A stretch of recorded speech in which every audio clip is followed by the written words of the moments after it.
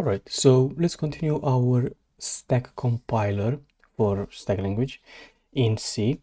And today the plan is to finish up the string token because we started it last time, but we haven't finished all the edge cases for a string.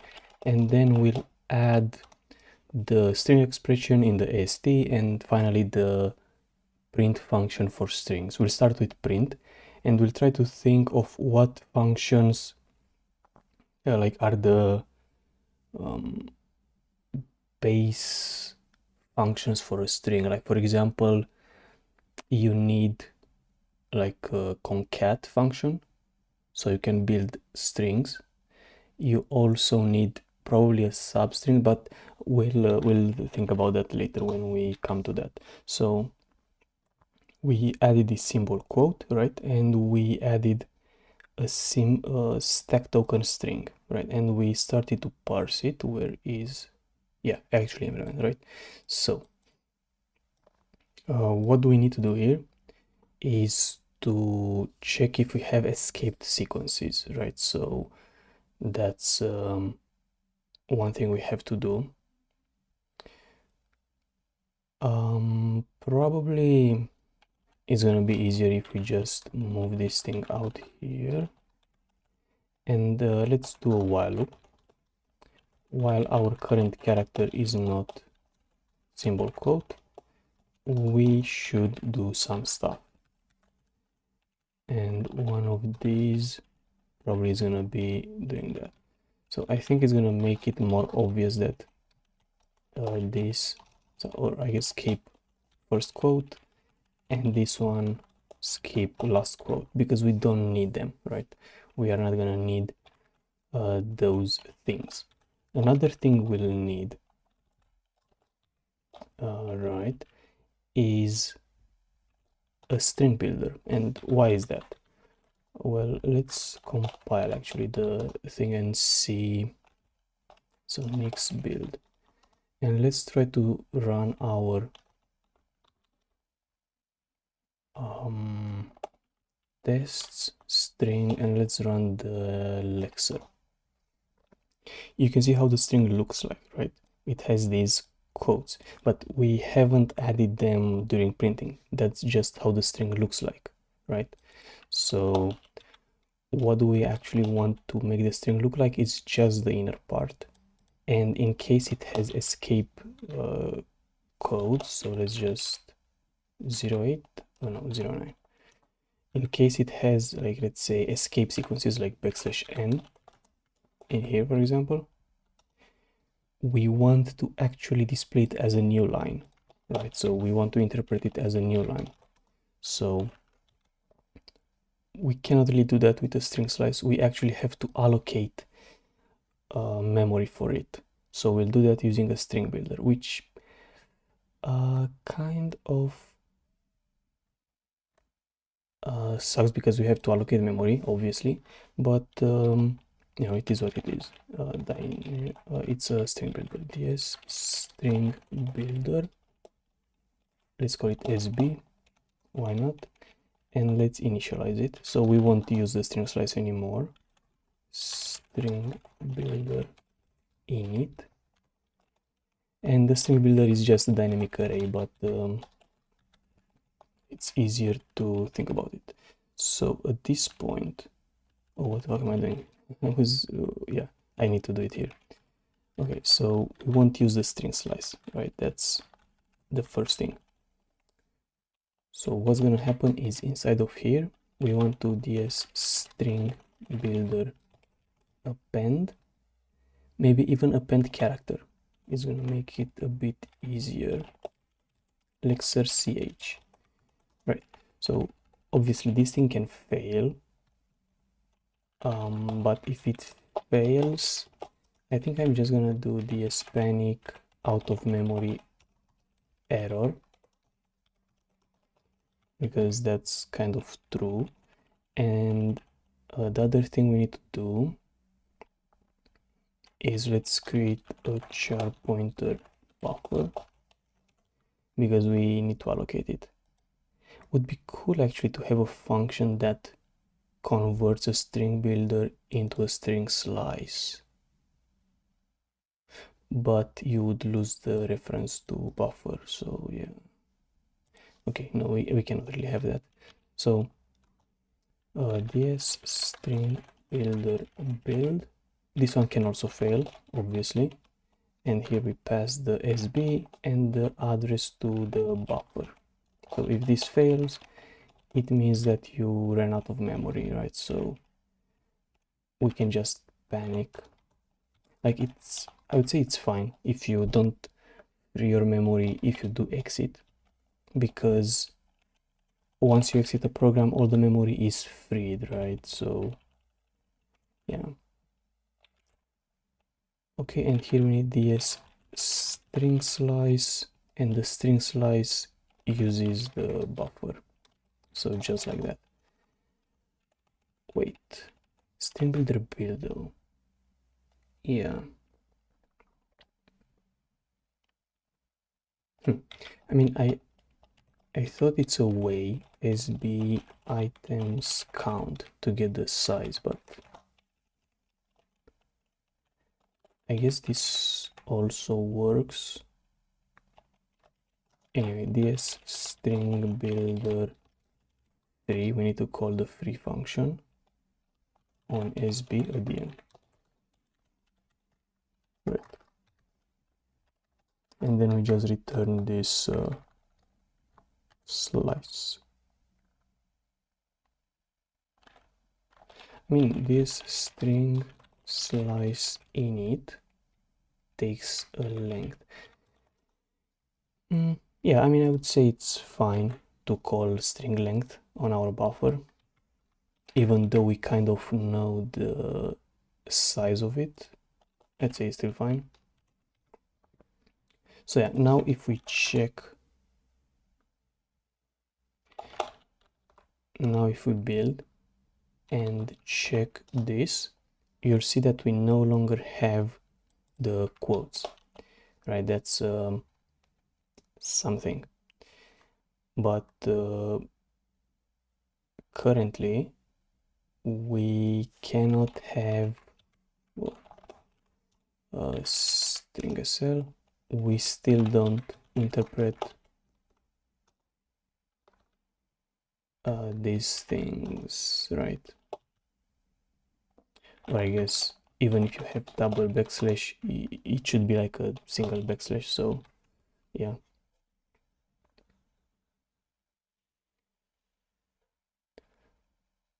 All right, so I would say that if the current character is equal to symbol backslash, we'll do the define. Let's do backslash symbol backslash. It's gonna be like this.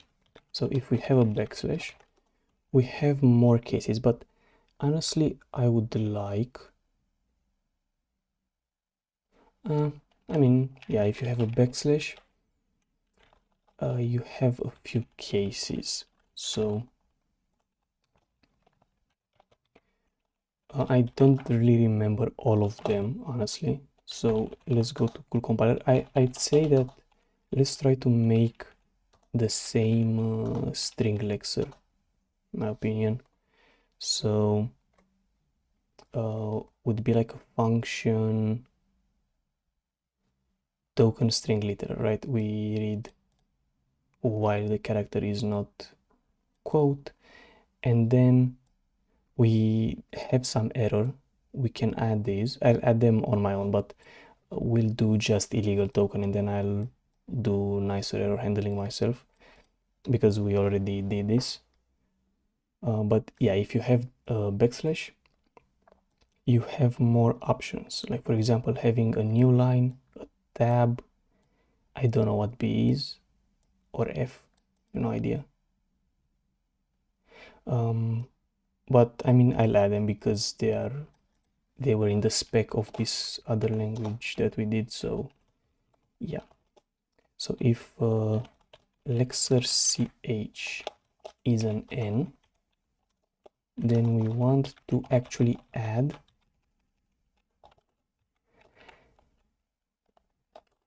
I'll be honest, I'm not gonna do error handling to I think it's fine. So what we are gonna add is actually a new line character. I think it's fine to use magic strings in this case. Anyway, let's do else if elixir ch is a t, so we have a tab character. Right. And what else was there, like an F character or something? B and F. I'm not sure what B and F are for, but we can add them. And the last case on the else case was that in case you have like \a, \g or something, it becomes the character itself. So elixir ch basically. Elixir ch, right? So that's the escaping, let's say, handling. Oh, that's a better idea, honestly. You know what? I had a better brain. So what I did, like in case anyone wondered, was I had this ch variable, right? And instead of actually appending this right away, I did ch is equal to \n ch. Ch is equal to \t. Ch is equal to \b f, and here it's elixir ch. So now we can actually okay, fair enough. My bad, we should have done error handling from the start, but yeah.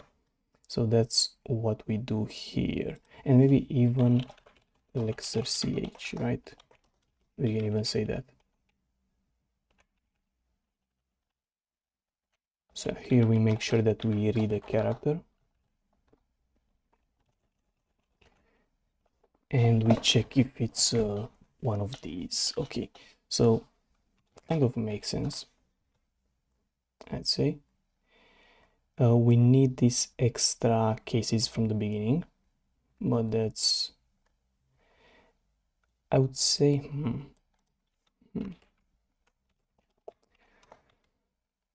sure, like fair enough, let's add them. So if elixir ch is equal to end of file, then it's an illegal token. So what we can actually do is to just return this thing straight away, right? Is to just return that thing straight away. You can see that here I haven't done memory handling, so that's something. Anyway, so let's just say that we are gonna do an illegal token. So yeah, as I said, I'm gonna have probably another field in here with the error kind, because yeah, sure, fair enough, this is an illegal token.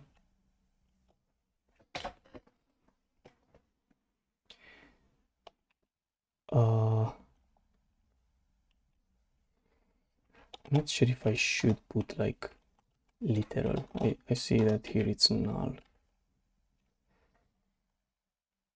I can just say the same thing here, like we don't care about the literal, but we care about the position, which is the original position of the string, right?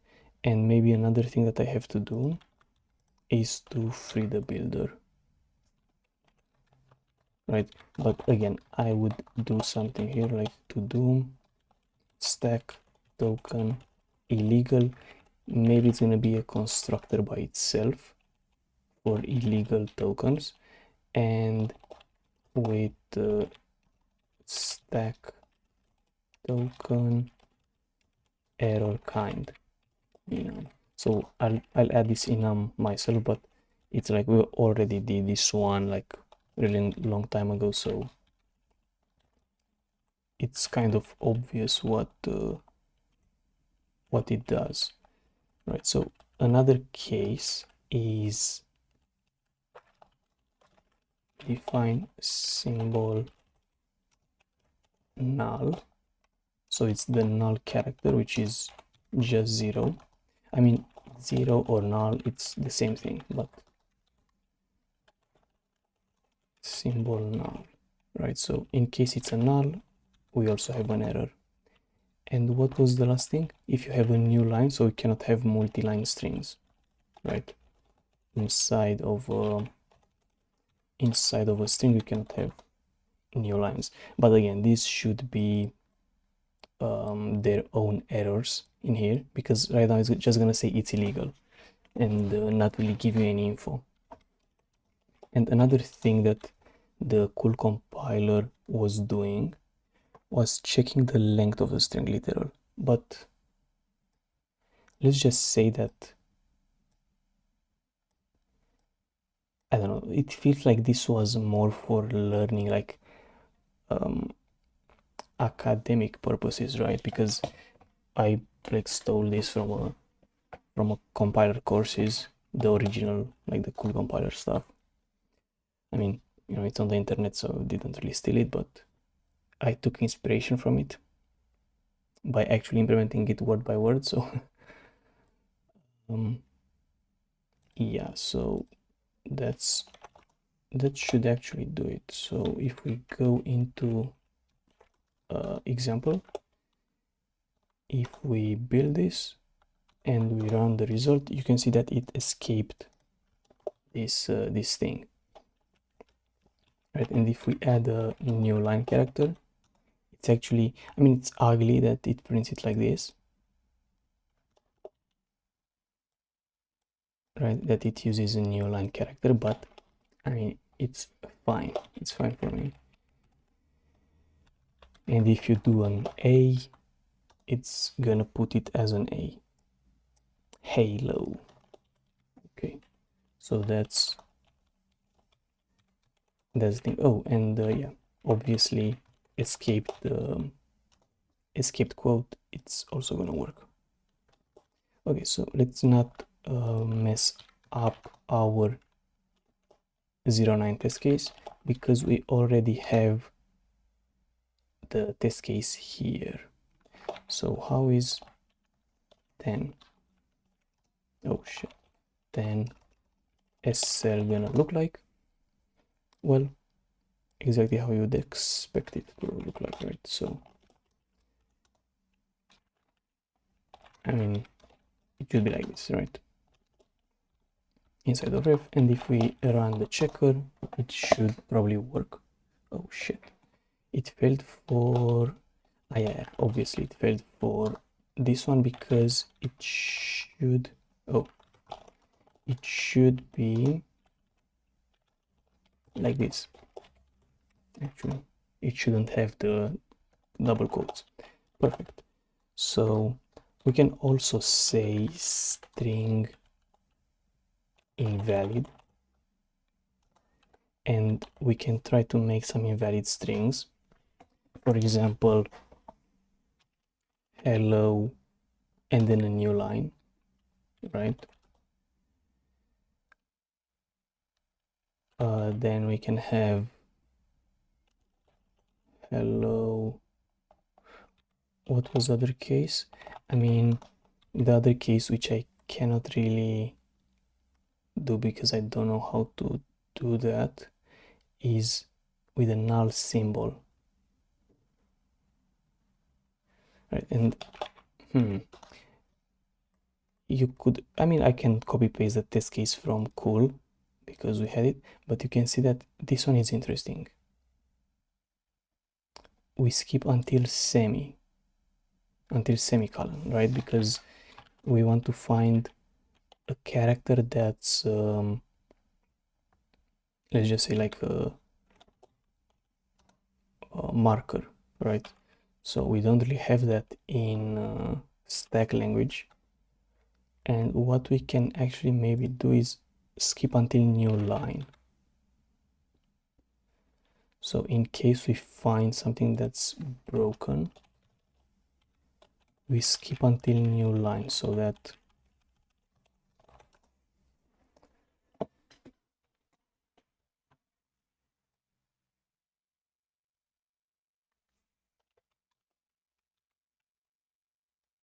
I guess, yeah, let's see if that's gonna help. So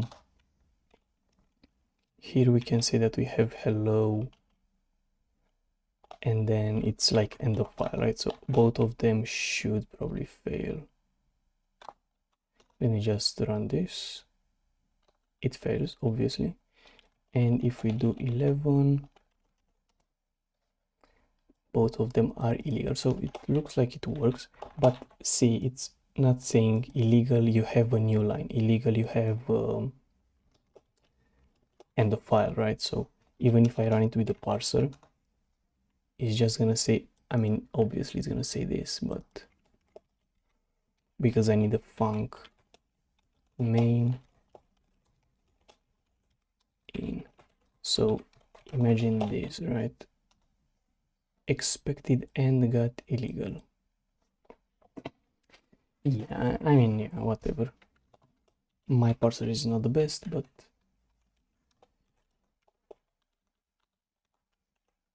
so it's just like these are illegal, obviously, but they should have some error messages on them, which again I'll add them myself, but it's just like, you know, just so you know. Not that important, but we can go next now. So we added this string token. So let's try to go to the parser, and where is our AST? So we could add AST style. Well, actually, maybe one thing we can do first is let's check out 09.sl minus L. You can see that we lose exactly 2 blocks. I mean, I'm not sure why 2, because we only allocated 1 string.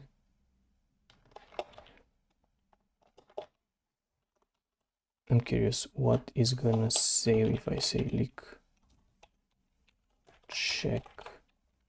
Oh my god, lick check full minus S. So it's gonna say where did we allocate memory. We have 2 mallocs, obviously.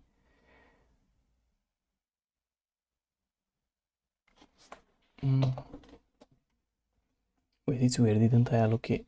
Yeah, I mean stack lexer next, string builder build. Wait, this one is weird because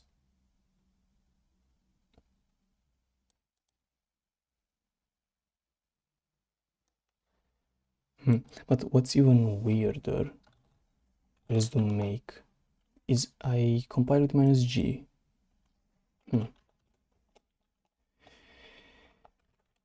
Tests 01, 08, it's actually 09.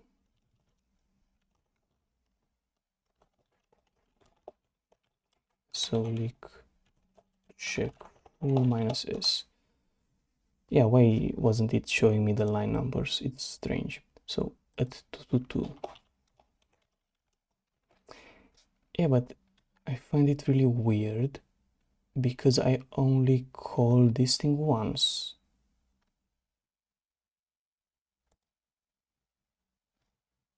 Like this function, it's only called once, right? Printf percentages buffer. I'm curious. I'd say it's only called once, but why?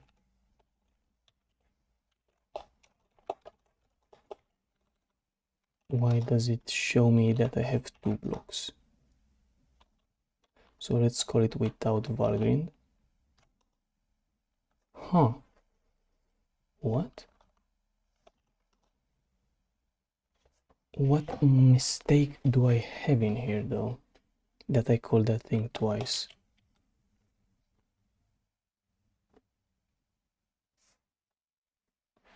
Excuse me?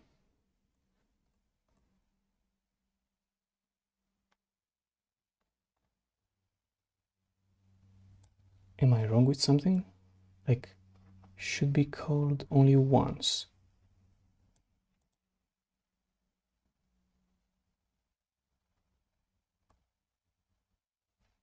Huh. Right?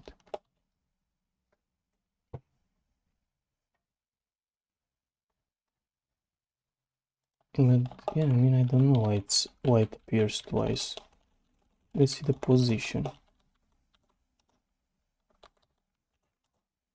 0. I mean, yeah, it's 0. But why is it called twice? What? I mean, but this is just for comments, so would be. Oh, maybe, yeah, maybe I call stack dump.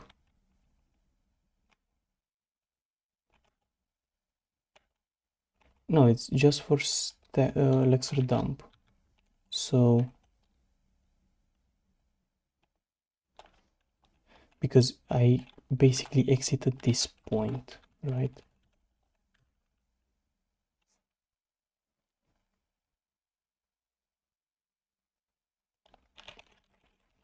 Like I exit here, so I only call this thing. Why does it show it twice? What? So it shows this thing twice. Wait, this is weird as fuck. And then ASDAS, right? And then it reads end of file and it shows again ASDAS or something.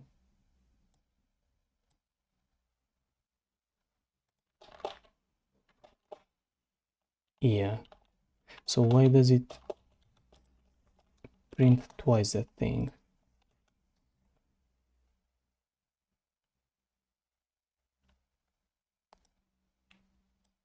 Here is an else if.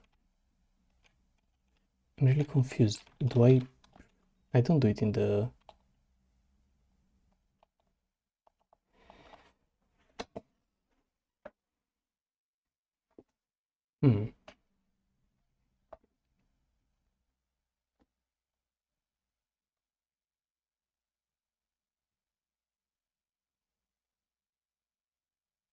Wow, I literally have no idea why it appears twice.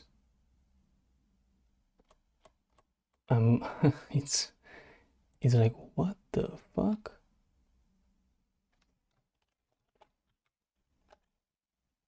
I'm so confused.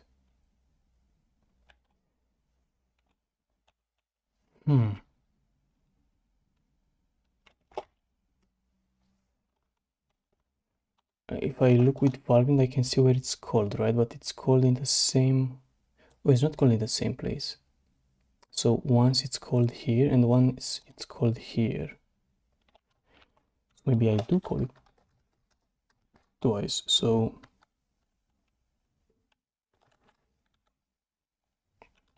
it's like once it's called here, and do I do another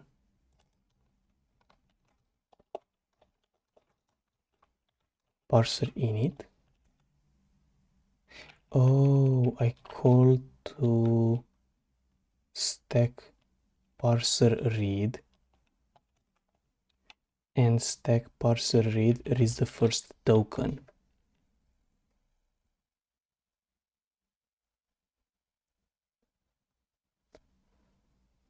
Right. So it's because I initialized the parser.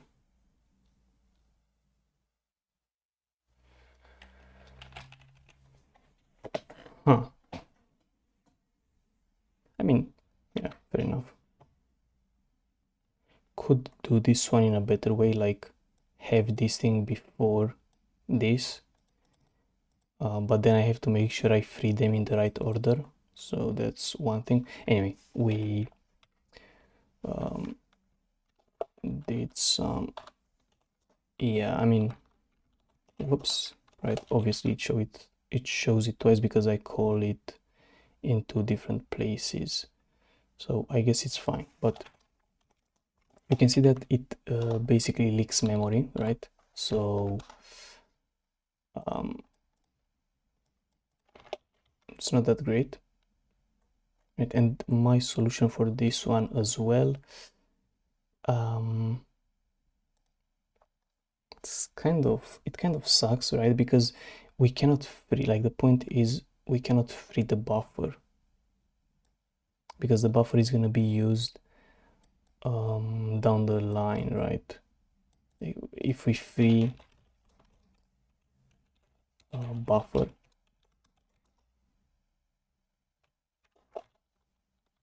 right, it's gonna look, I mean, Valgrind is gonna error, right? It's gonna say, oh, you fucked up, but here it's not gonna show the right memory, right? So we cannot free the buffer. We have to free the buffer at the same time we free the Lexer. So that means we need to keep a reference of the buffers that we allocate.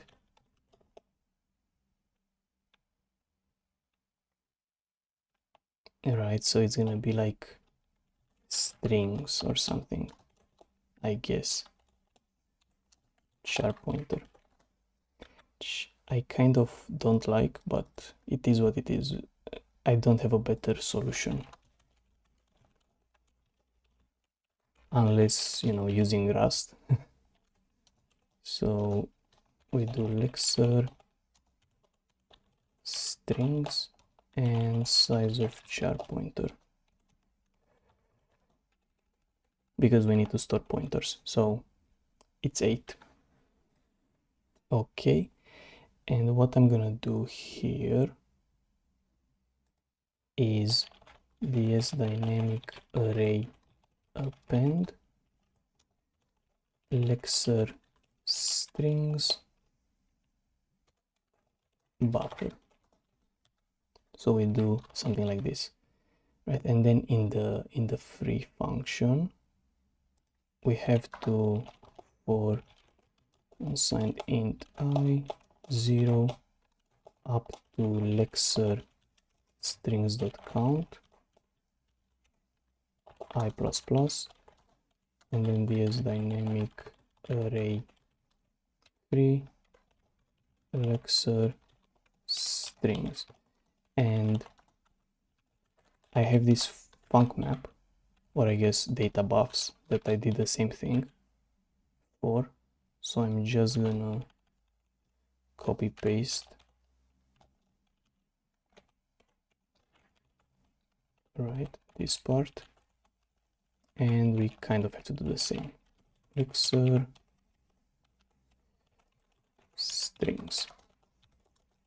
So we just free them at the end, right? When we call to Lexer free, and Lexer free should be called inside of stack parser free. So now we should be good actually. So let's run make.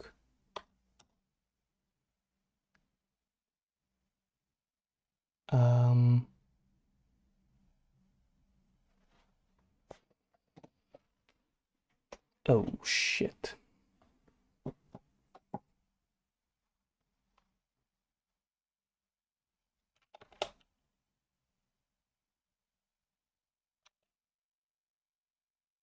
Oh, that's interesting. So you're telling me that, yeah, because this is a copy. Okay. So you're actually telling me that I have to also do stack Lexer free on the Lexer.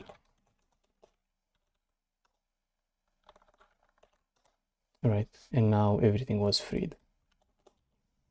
Nice, right? So yeah, now you can see that maybe it makes sense to do something like this, maybe even like this at some point or something, right? Because we don't really care to initialize the parser if we just want to show the tokens, right? So I think that's fair, right? And if we do parse, it's Obviously it's not working because we maybe want to parse the example.sl, right? And if we exit, it's much less token. Okay. Oh, and a small spoiler, but we'll get to that in a bit. So I think I'm just gonna leave it like this. I don't really care. Yeah, anyway, let's go now to the, so yeah, like maybe it makes sense why we have to do this ugly part. It's because we need to keep a reference to the pointers that we want to free, right? And it's like this one is still leaking memory, so it's not like you solve anything, to be fair, but because it's basically just leaking memory. But at least we clean it up, because maybe you want to do something else after lexing, so maybe we want to clean the memory up just in case you want to do something more at the end of the program, so you have memory. But yeah, I mean, it's still leaking, so until you free it, obviously. It's, I mean, I guess that's the point.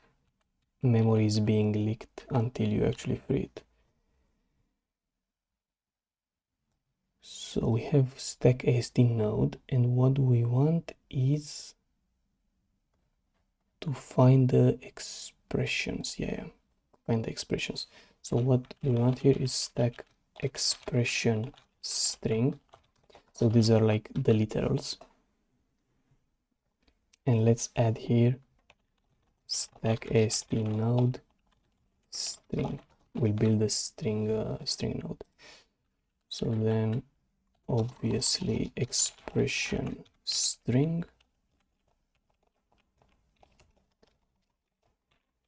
and then we have a string and string. We prepare to build this. Parse condition, not interesting. Parse expression. So parse expression is gonna be case stack token string. Stack parser array, so we want to skip this token. And then expression is stack ast expression string. And let's this is like the constructor. So yeah, token value. We also pass the parser because we'll need a parser at type checking phase to be able to show the file that failed, be able to transition from position to line and column and stuff like that. So we need a reference to the parser. Maybe we could do it in a better way, but I like this idea of the stack AST node basically knowing its value, knowing from which parser it comes, and position, whatever. Like this and this build up the token, so makes sense, right? But the token also has token kind, so yeah, I think that's good. We actually parse the, so if we go to example, let's add something like hello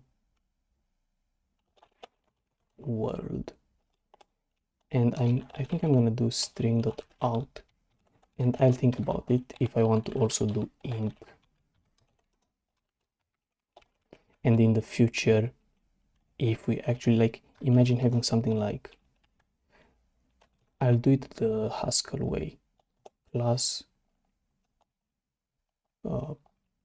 show, right? So you have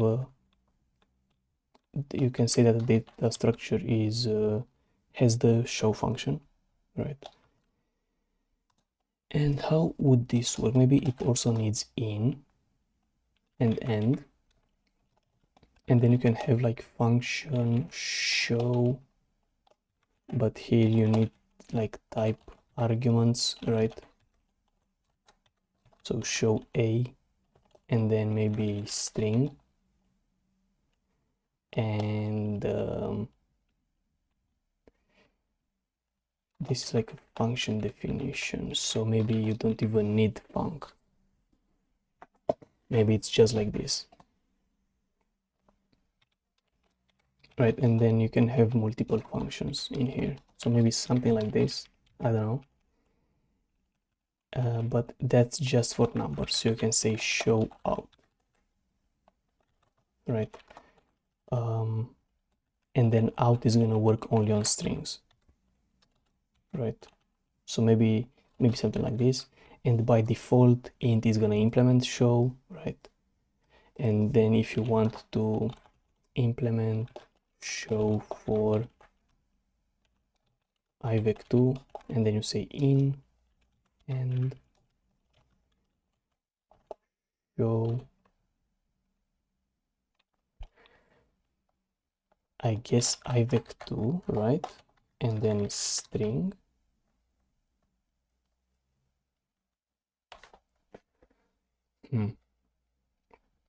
Or what if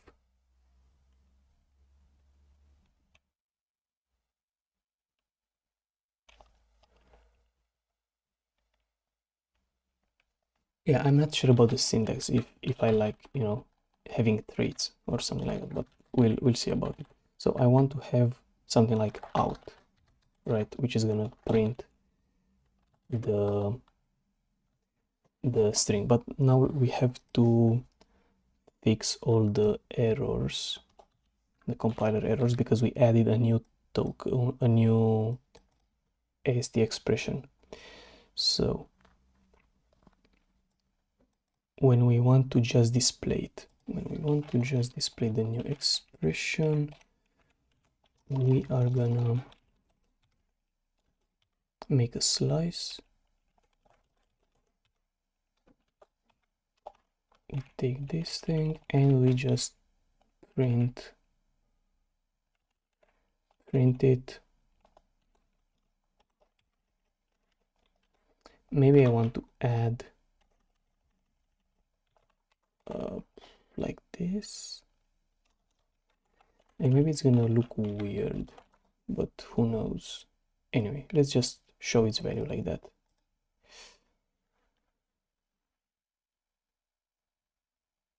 Okay, and in case we want to free it,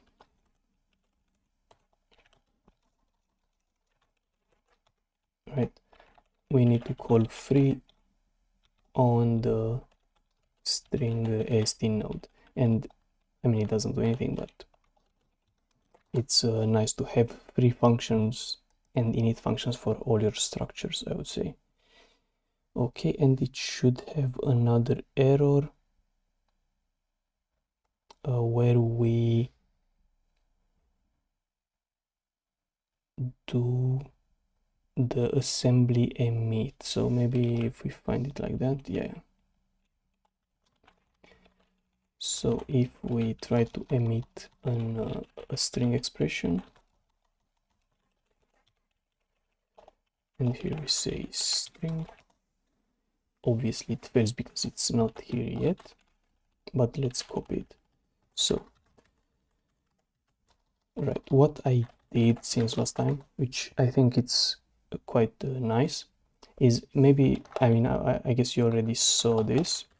I replaced all the usages of numbers and Boolean values with actually having constant variables, right? So we have a section data, and here we allocate basically in the program's memory. So it's not going to be on the stack or on the heap, it's going to be embedded in the program, right?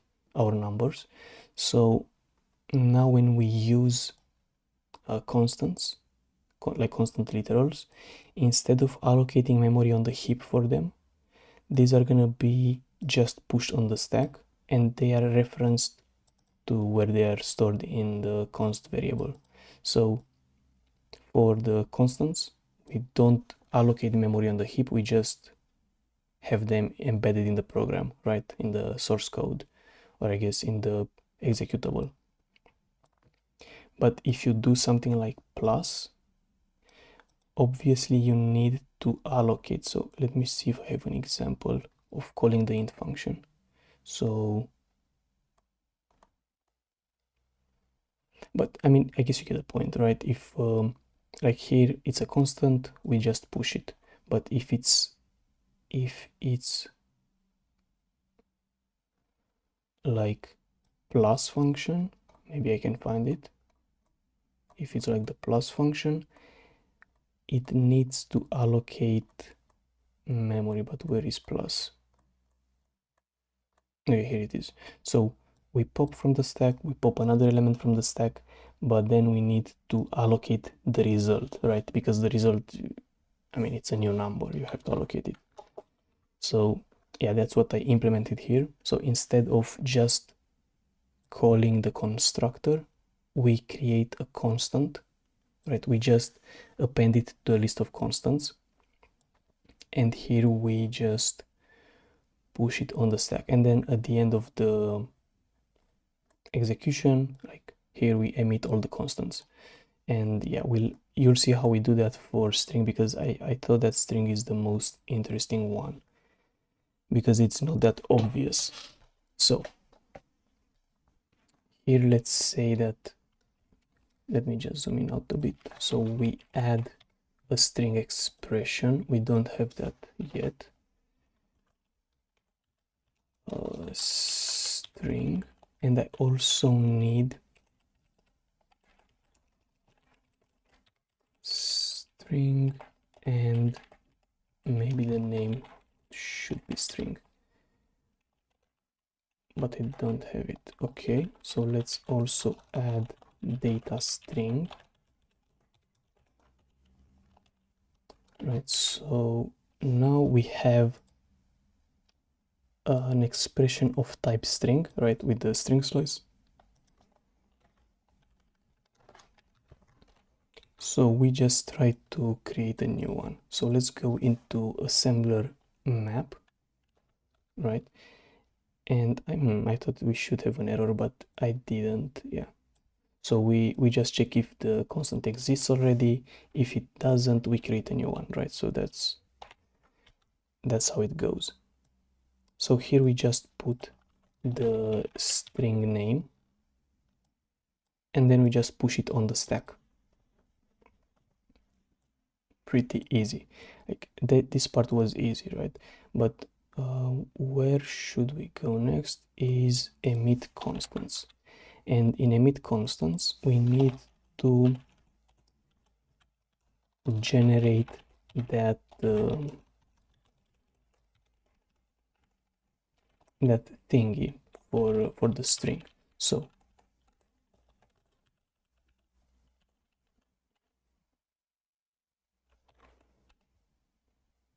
basically how this thing is gonna work,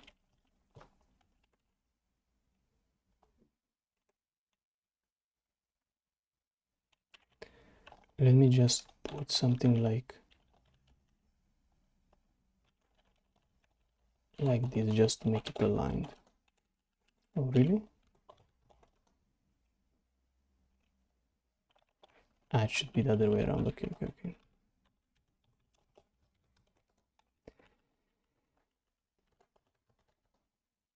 What the fuck? Wait, it's it's the length, sorry. Yeah, expression value len, right? That should do it. Anyway, right, so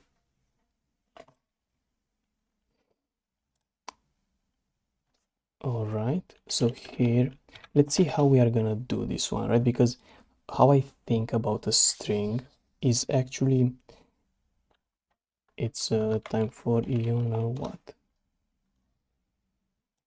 So what I actually think for a string is that we should have something like this. We should keep like an int64 here. So this is, maybe it's a u64, and then are gonna be the bytes of the string. So you have to think this is going to be allocated on the heap at some point when we implement concat and the string constructor and so on.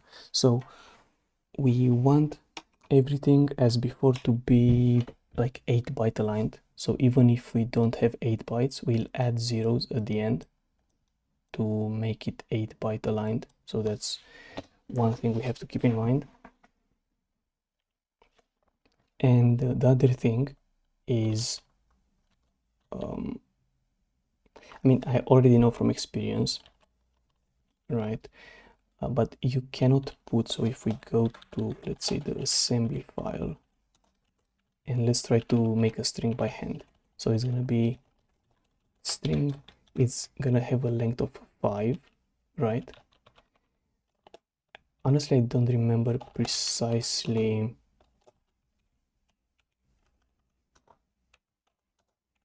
the syntax for doing strings, but I don't know if it was it's db. Yeah. So if we do db and then we just write the string, this thing is not really valid. I mean, this thing is valid in assembly, but you have to remember that we expand all the like \n, right? So it's gonna be like this, which is not valid in assembly. So what we have to do instead is just put the character codes, right? And maybe, you know, you saw it here, and you see also we add padding with zeros. So that's what we have to do.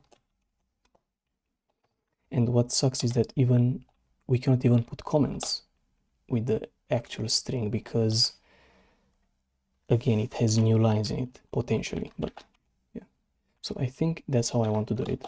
I want to have the length, which interestingly enough here I did a pointer, so maybe we have to think about it.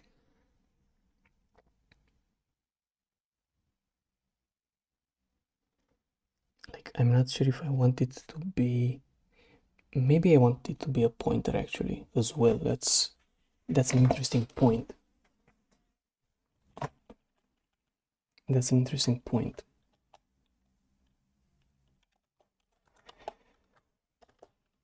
So yeah, we'll have to think about it, right? So this is emit constants, and where was, right, like here. That's not important here though.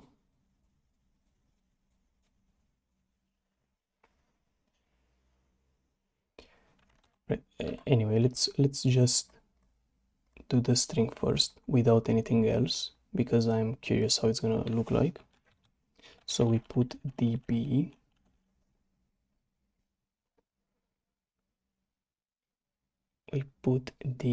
right, and nothing else. So now let's say it's like the freaking emit, which automatically adds a new line at the end.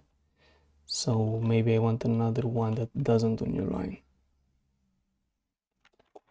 Yeah, I'm curious. I mean,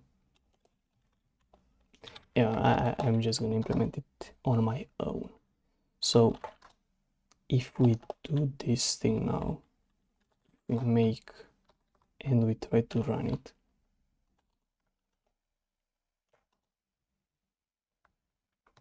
Wait, what? I guess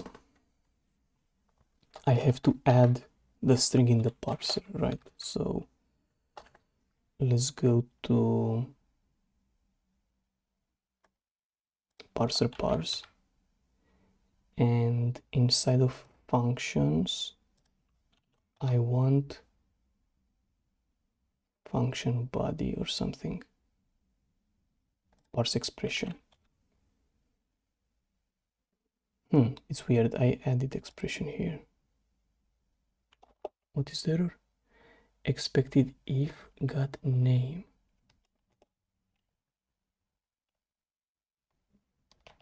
Wait, what? Maybe I about something. Let's just put only that. Expected if got name. Wow.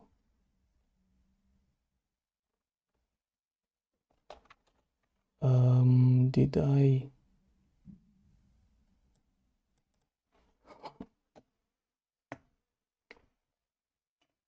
Expression string. Maybe I put something wrong here. No.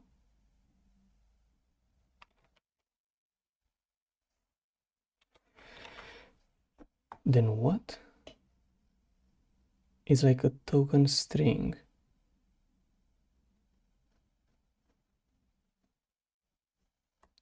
I mean, where is expression used? It's used here.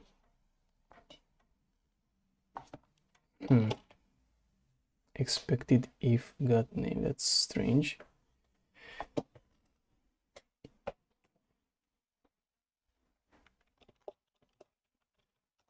Did I just nuke my entire... Okay, like what? At least we have GDB, right? So we can try it. Line 221.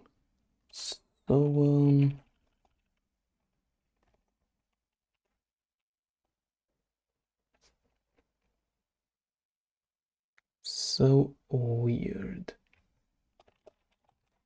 I don't get it. So it's like we are at this point. So why doesn't it work with... Oh, you know why? Because I didn't return defer 0. Yeah. Like what the fuck? And it actually works, right? So we get this thing. Why is it 0 though?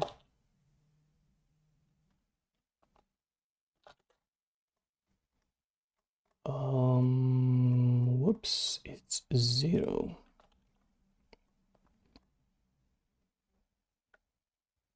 So emit expression string.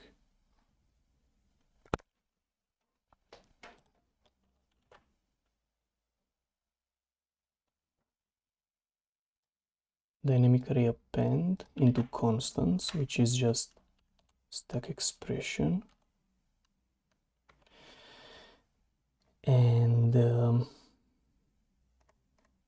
then when we do emit constants, let me just try to print f. Like it's weird, right? Oh, what the fuck am I doing?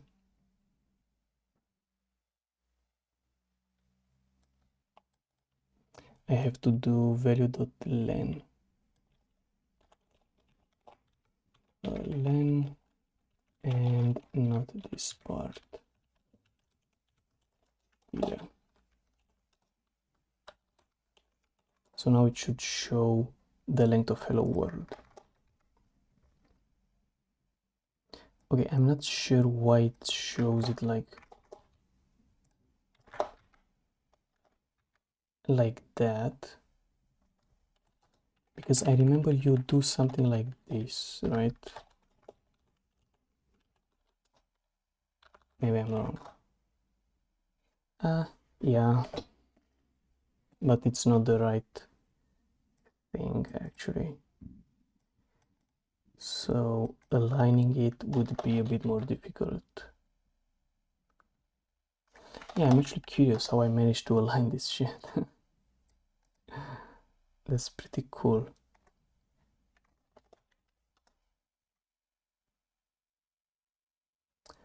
But yeah, it's not worth it. So probably I'm just gonna do one space. Hopefully it still works even without that. So let's remove all of this. And I really need an emit n that doesn't show a new line, because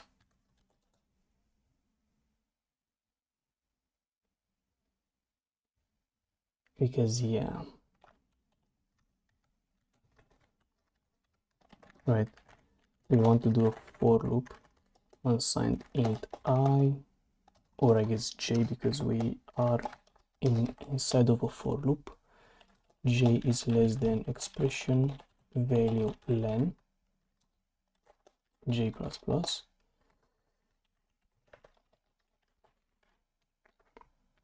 and we have to emit n, and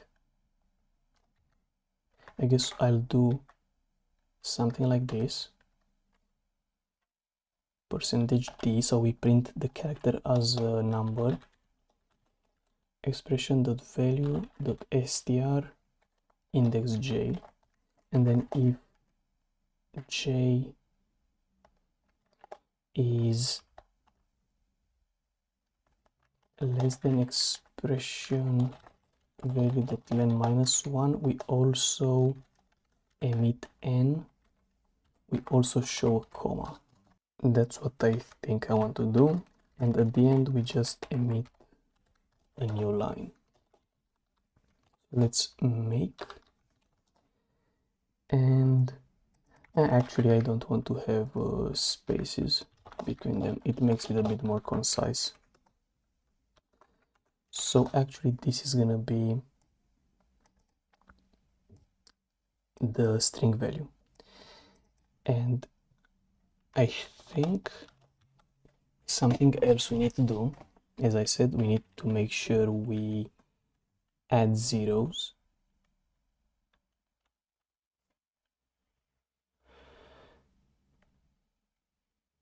Okay, so I'm gonna do something like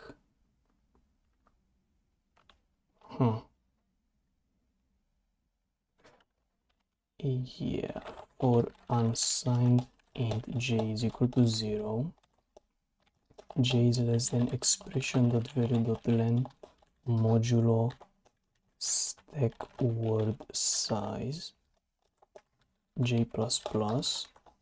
So if the length is 0,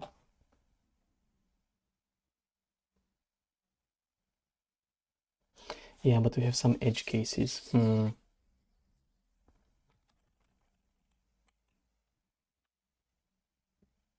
Damn.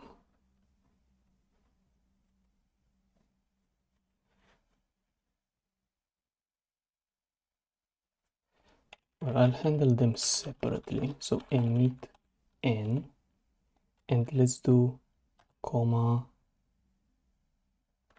%d, or I guess comma 0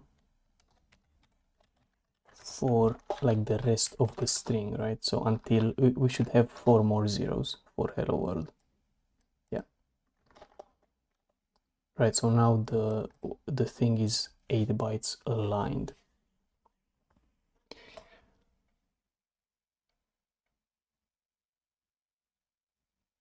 So what can we do?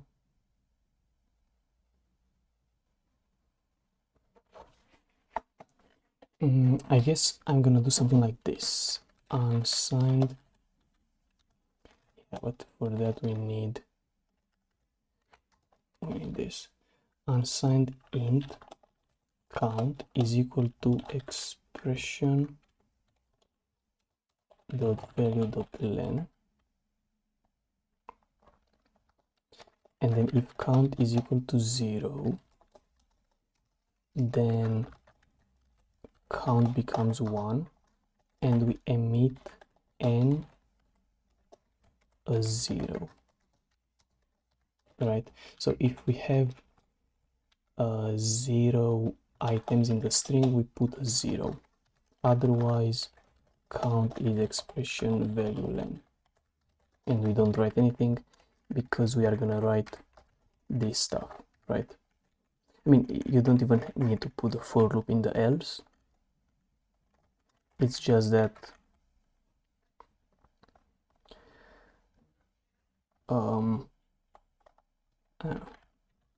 it makes sense.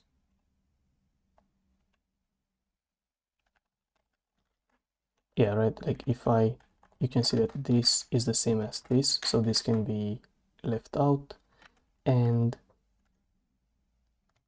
yeah, like you don't even need the else case because this won't be done anyway. So then here we say until count. And what I think I need to do actually, I guess that was just lucky, is stack word size minus this. So if I have an empty string, it should be all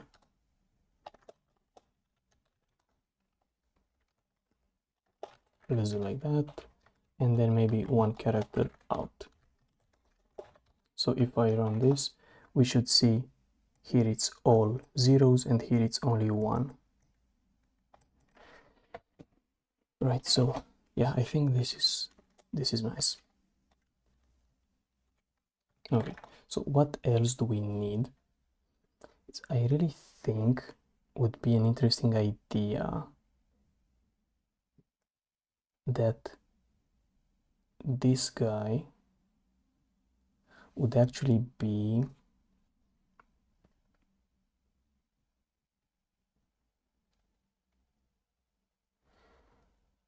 a constant itself, because it might make it easier. Yeah, like we would have the data accessor string.length, right, which gives us the length.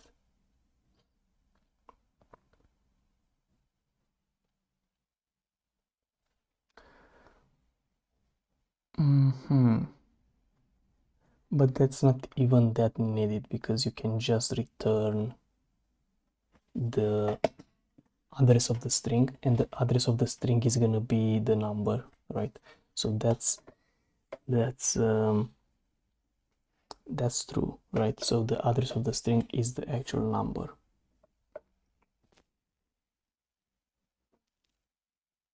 But it's kind of weird to use then. I mean, it works, right? But it's kind of weird. So I'd say that maybe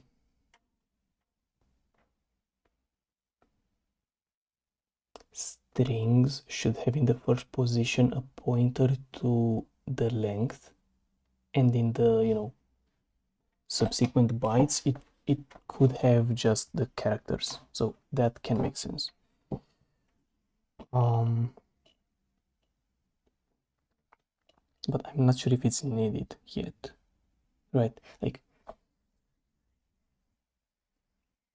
would make sense, but not sure if it's needed. Let's how I would do it though. So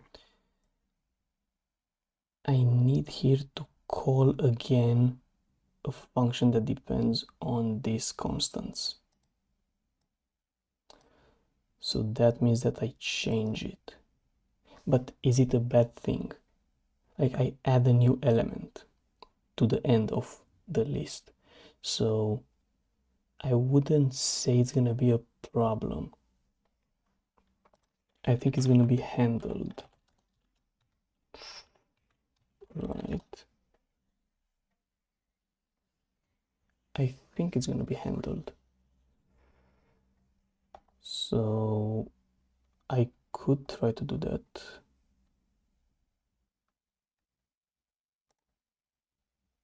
Like, just do something like this.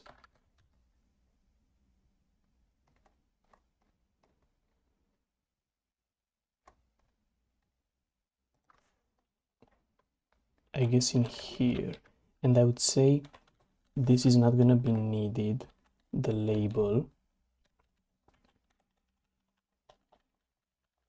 But what's interesting is that I need to convert the length into a string. But I guess a toy count, right? That's gonna be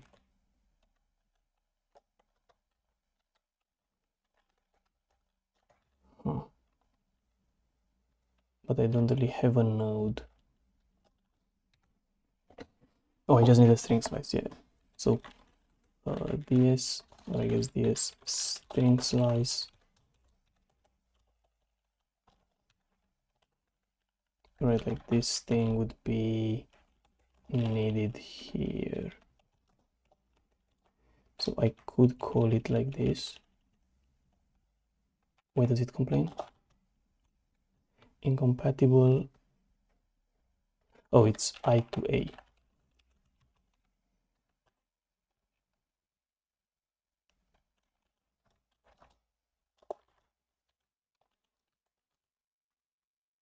Wait, is there not a function I to A?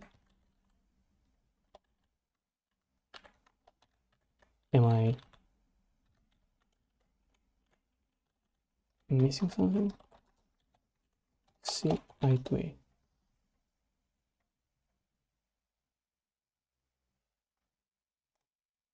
Huh.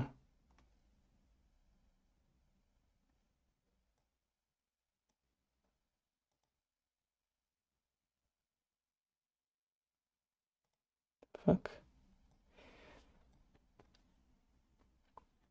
So it's in stdlib. Interesting.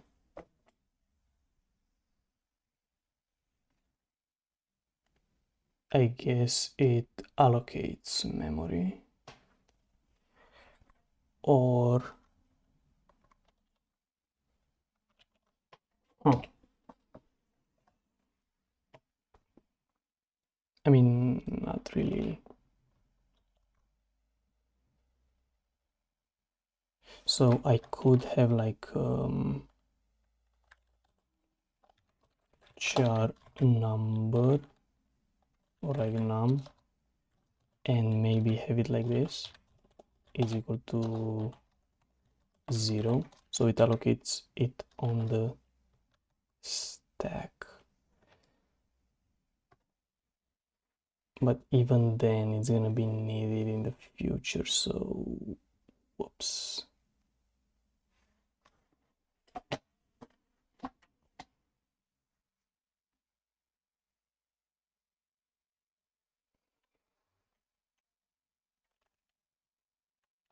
Yeah, but I don't have I to A, or at least I don't know, it's not shown by Clang.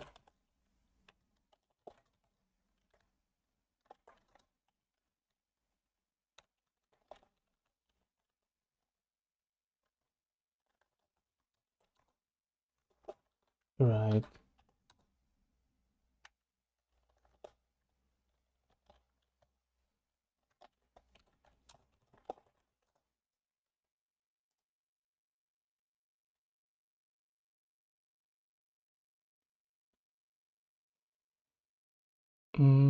I mean sprintf then, I guess. Sprintf.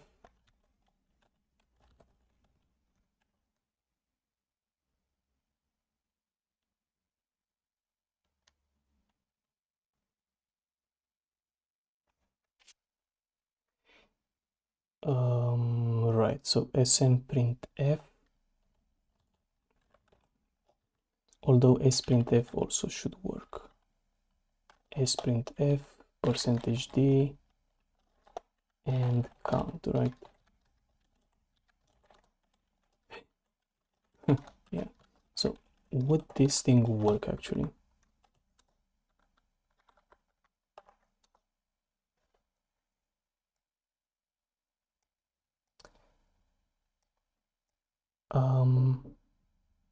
Looks like no. Looks like it doesn't.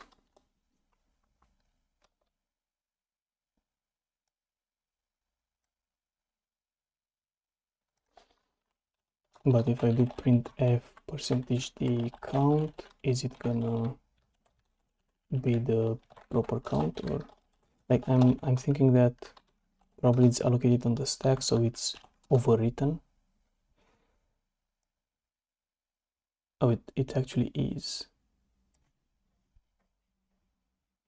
but it's overwritten, I would assume.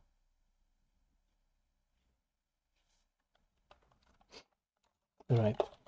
So that means I would have to allocate it, like really allocate it, which is trash.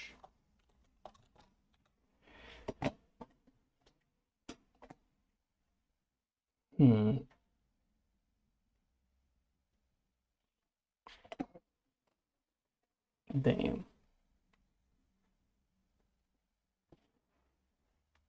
I mean, that's why maybe here I would have liked to not have a string slice, but I mean, I could I could just put it into data buffs.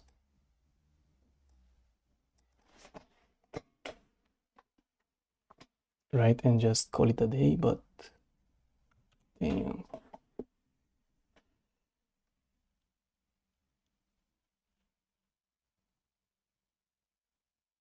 Yeah, like this kind of sucks. Because I could just put, so if I go to this constant expression, instead of string slice, I could say it's a union. It's either string slice for strings or integers for booleans and ints. Like I could maybe say that. Right, and it's gonna make it work. So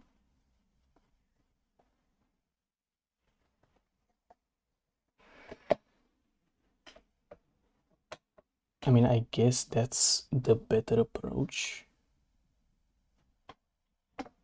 But even then I need to allocate, but I just allocated and free it immediately.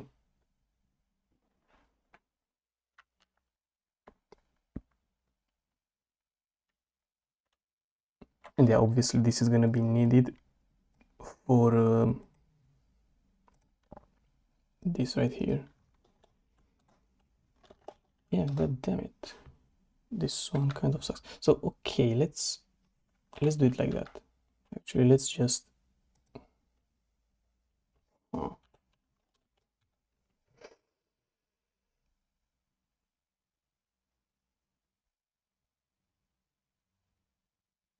Or I guess let's leave it as an int and not worry about it.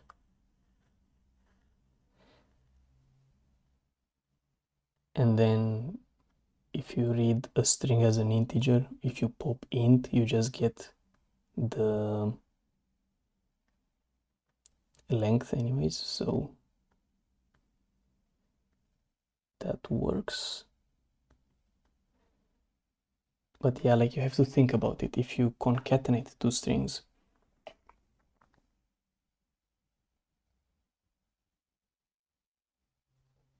like if you concat two strings, yeah, fine, you just add the lengths in assembly manually. So I guess it's fine to just keep the length as a number, but would be much cooler to have it as a constant.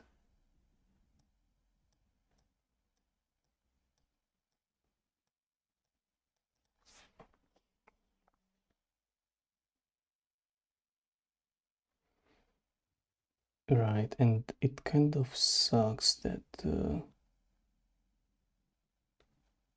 like what sucks in C usually is here we need to mix memory that we don't want to free with stuff that we want to free, right? If we actually allocate this thing, because right now it gets overwritten, so that sucks because we cannot call free on all of these at the end because we don't know which ones were allocated,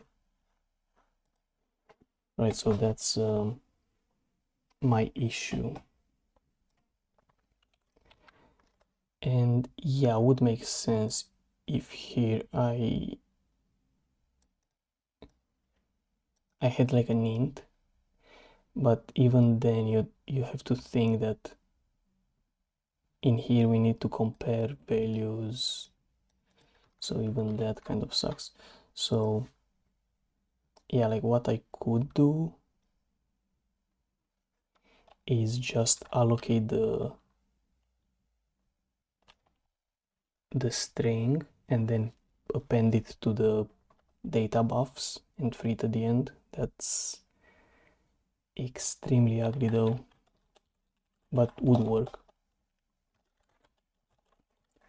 Right, we just need to ds malloc, or I guess, I mean, it's a string builder, but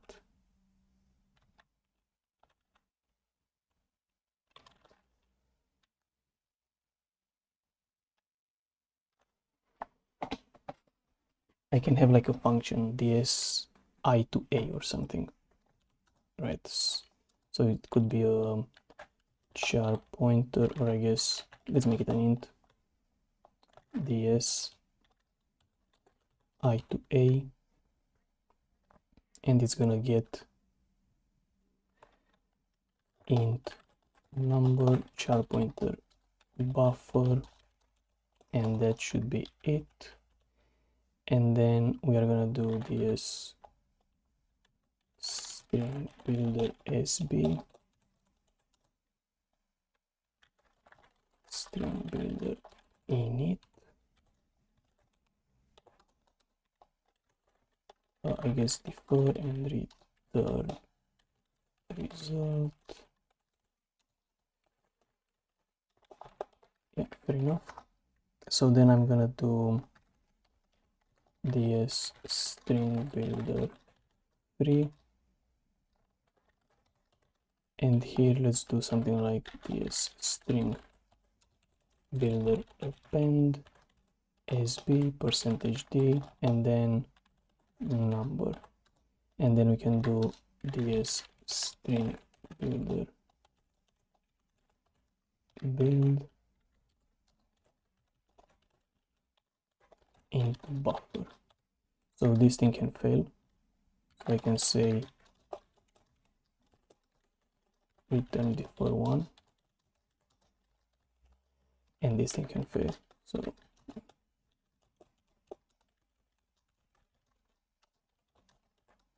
anyway, so now we have a kind of I to a thingy. So I can say char pointer no, and then ds I to a count and no. Oh, so yeah, here it needs to be double pointer. So yeah, so this one, I mean, it allocates memory, so we need to make sure that we do something like assembler data buffs no, and it should work. I guess here I need the address too. Maybe I can rename this to buffers, so it's like we append all the buffers that need to be freed, and yeah, it is what it is. So now this thing should work. We have the integers, right, for the lengths 1201, and well, and what do we have to do with them is here %s %d stack const int, and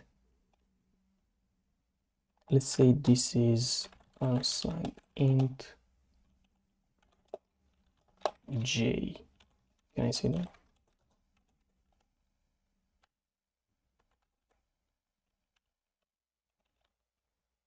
Wait, what? This is a string.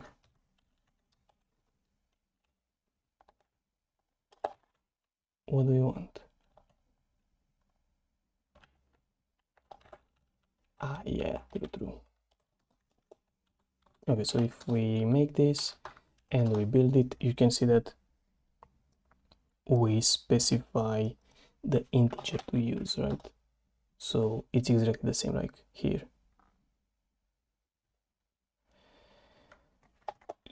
Yeah. And I guess we could maybe do this entire thing.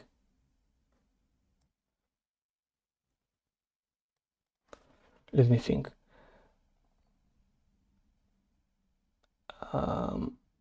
I don't think we can do it before because we need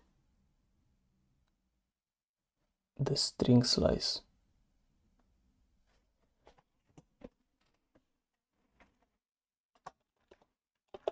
So I'm curious if wait, what?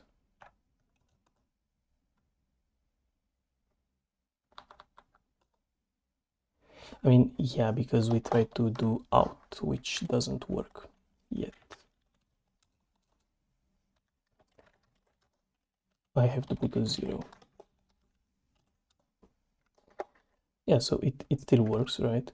So let's implement actually out function to work on strings instead of int, because that's how I want it to work. And let me just check with Valgrind if this hack actually worked.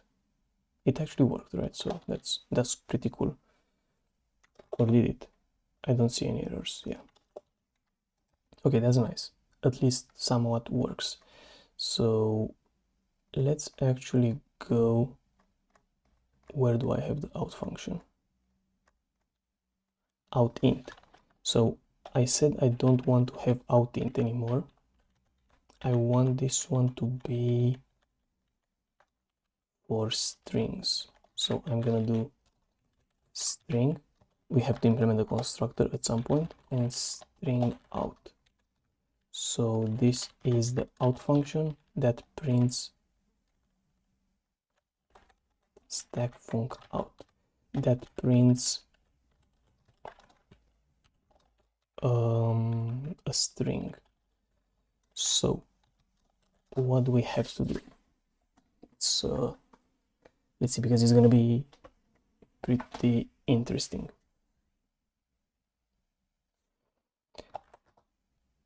I guess first step, as always, is to just go into the assembly and implement it there. I didn't really change anything, so let's just make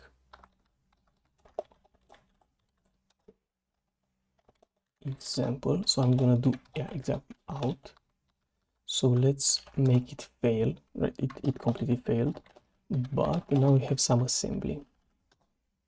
So if we search for the out function, let's try to implement it. So we call to stack pop. This thing is gonna give us, as you see here, u64, an address to this point. So we can, if we take the first item from RAX, we'll get the length, and if you get the second item, we get the pointer to the string. That kind of makes sense, I hope. Yeah.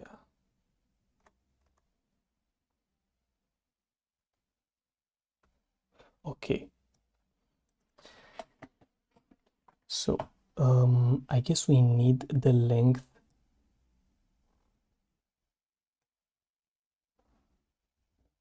to be in RDX. All right, so let's try to make that happen. So I would do move RAX from the address of RAX, but this way we lose that. So let's maybe say that T0 is gonna be basically the string thingy.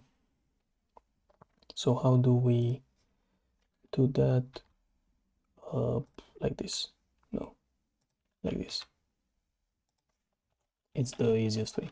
So location 0 is RAX, right? And now let's say that in RAX we want to put v0.length. Well, it's RDX, which should be that, but you get the point. So here, let's actually load our variable, maybe directly into RDX. And what we have to do after RDX from the address of RDX, because this is I should have at some point it's the start, right? I should have but I deleted those field 0, field 1 and so on, but you get the point. Here it would be like 0 times 8, or I guess plus, because it's the first field. So we get the length into RDX, so that's taken care of. And let's put into RSI the str. So we move RSI, I guess same thing, but now into RSI we move RSI plus 8. Right, that's what we need here. So RSI is also taken care of.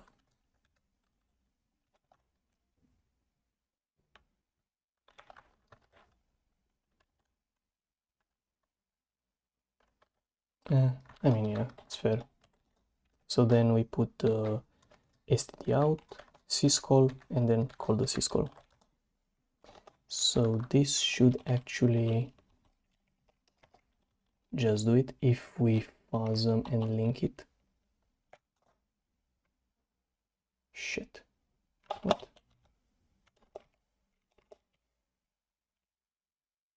I guess we need to put a new line as well because this didn't flash, but let's just take this code, go to main, and I'm gonna replace basically all of this with our new code. So yeah, out function now saves to string, pop, puts the length into RDX, RSI, perfect. So if we make run the entire thing, it still doesn't work because I forgot the new line. Again, I think we need new line to fuck.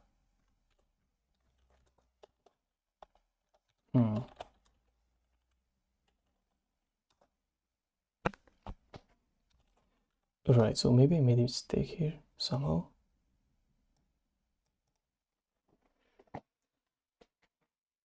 Let's put into RDX, let's put 8 directly. Let's not think about it.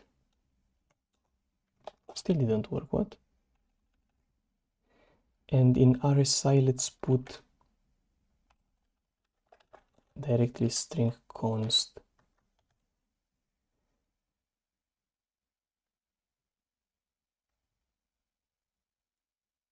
Oh shit. Yeah, as I said, this won't work. I have to not do that.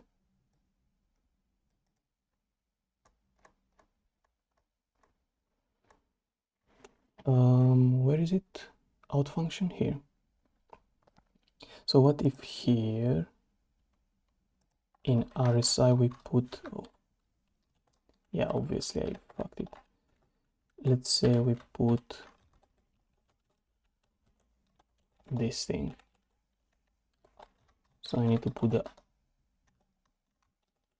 like keyword, right? Or I guess I don't know. Wait, what?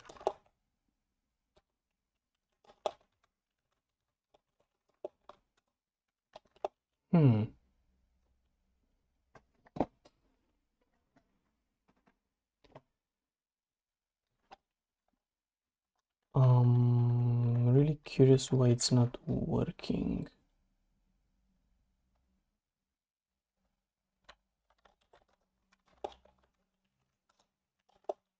Still doesn't work, what the fuck?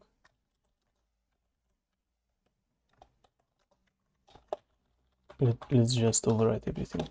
Alright, so not sure why it's not working though. I guess,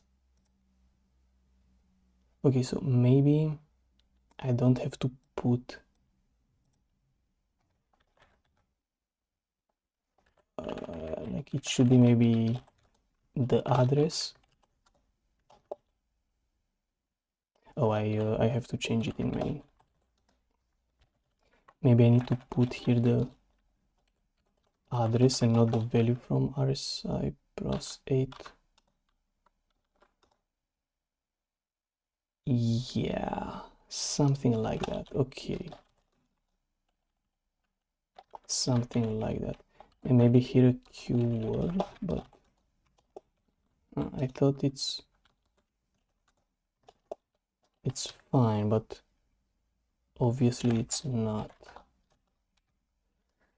So yeah, here we want not to get the first byte, we want to get the address from RSI plus 8. So I have to use load address or whatever this instruction is. And then here we want to take the value from the beginning. But the value from the beginning is also a pointer. So we want to do this move twice. Right? Or I guess I just want to access the integer value. But yeah, doing this twice also works. Wait, how do we get an integer usually? So for example, for equals, I just do a stack pop, but that won't work here. Although, I think we do a stack pop, yeah. So I do a stack pop. I mean, still fine. Like, I'm not sure if, but probably it's better to have it like this, yeah. I have to do it twice because now instead of a value, we have a pointer in the first slot of the structure. So yeah, now it should work. But again, when we emit the constants, not when we emit when we emit the usage of them. So in program here, when we emit a string, I cannot put the string because it might contain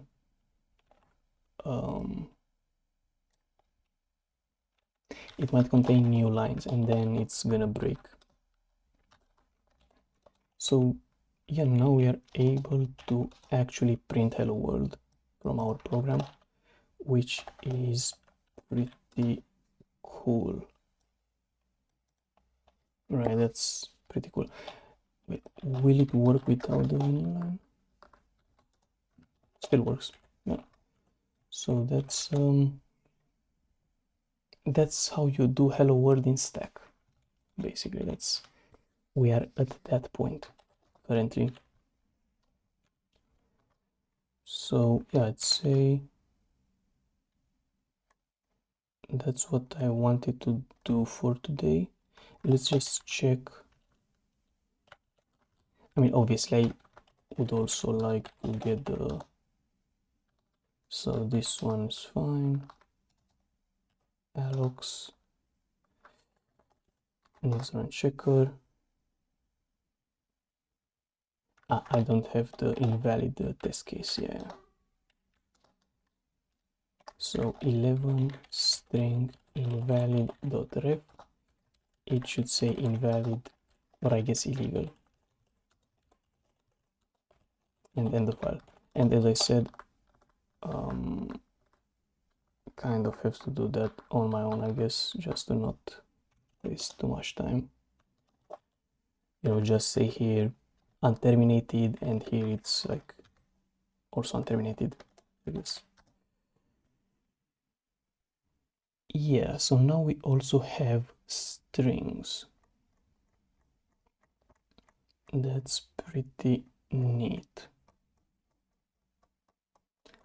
But obviously we cannot really do anything that useful with the strings. So, oh my god, yeah. Oh, it's so much assembly. Yeah, like we cannot really do anything that crazy with strings. Okay, I think I'm just gonna, because this is the only thing I have to modify, right, to make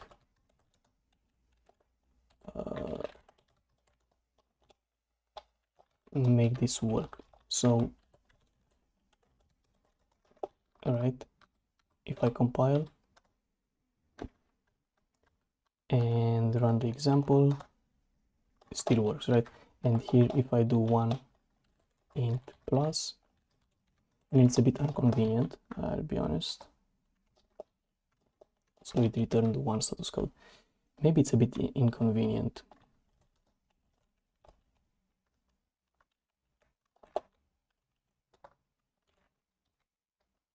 Yeah, but as I said, in the future, I kind of want to have traits or something like that that is gonna let you implement plus for any data types. So yeah, obviously another useful function would be string length, right? We could just implement it really quickly.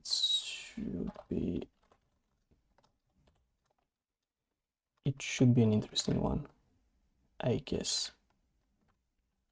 Let's take this.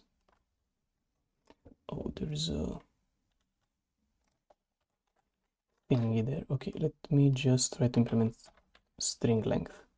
So how is string length going to work?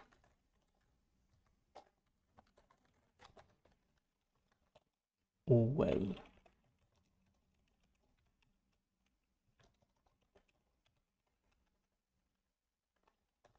we want this part, we want to do a stack pop. Don't really want to save it. I don't really care to save it.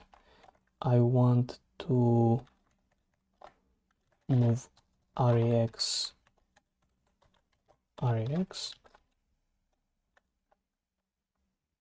and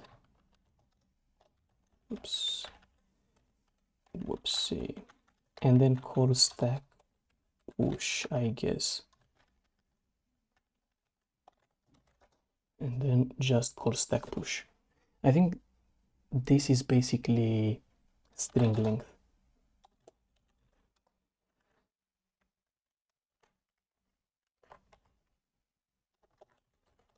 String length. So it should have status to this one.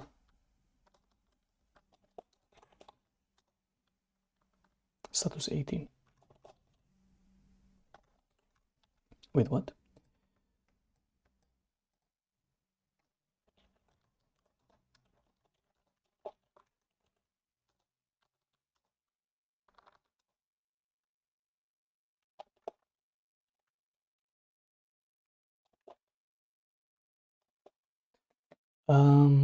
Yeah, that's interesting. So I pop a string, right? We get basically the address to this guy. I need to put it into RDI. Yeah. So forget about that. So yeah, we get 2 because there's the string length, right? So string length works.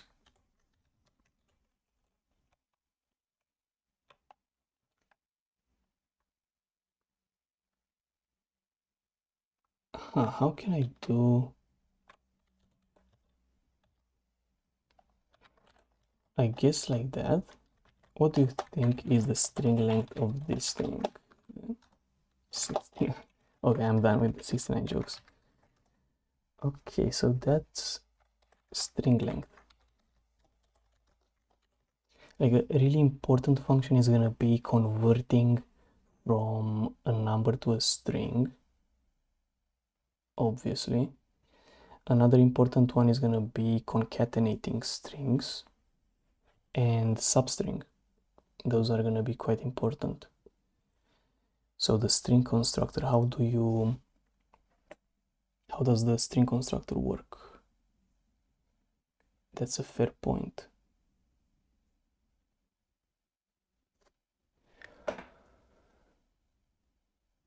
Right, because you need to allocate, and like for integer or boolean, it's pretty easy because you just get the boolean value, but I think string is gonna be supposed to take in the length that you want to allocate. But that's it. Only the, yeah, I guess, you know what, that's what I would like to actually do when I allocate a string. Just allocate its length. So it's gonna be string constructor is the length to allocate, basically is the length to allocate. So I guess a string is more or less a buffer, but yeah, let's do here string.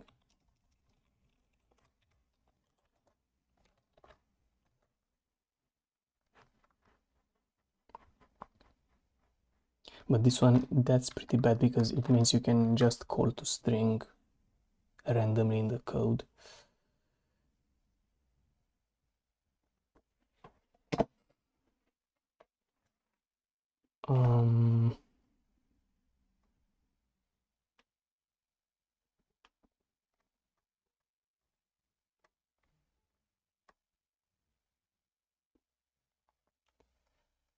Right. So I'm just thinking where I would use the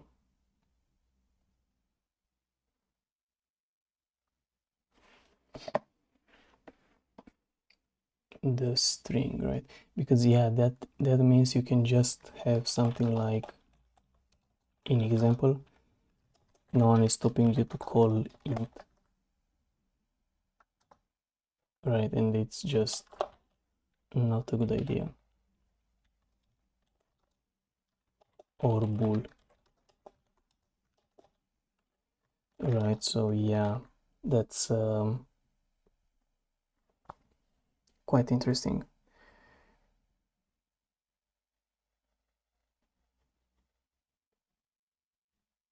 Because maybe these string constructors and boolean constructors shouldn't have functions like this, because they are not supposed to be used in the user code. They are just supposed to be used like randomly here. Yeah, I wouldn't say string can have a constructor.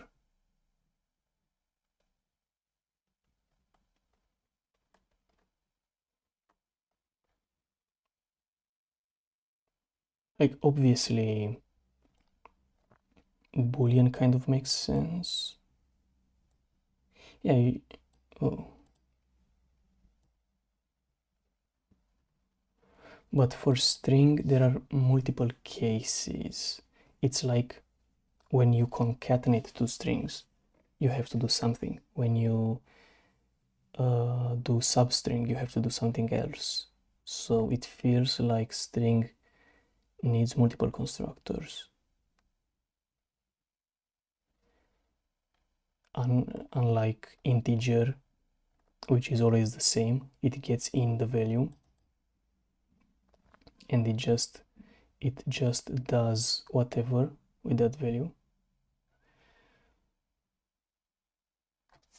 So yeah, maybe we have to think about this.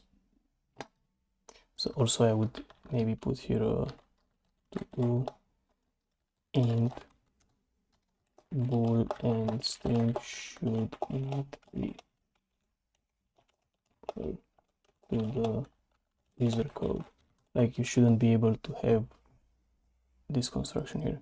Maybe I'm just gonna do func int and that solves the issue. So for example, everywhere where I use this thing, I'm just gonna do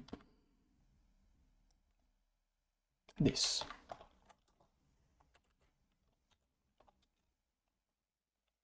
Right, and now you won't be able to call int anymore, which makes sense in my opinion. Like you shouldn't be able to call int.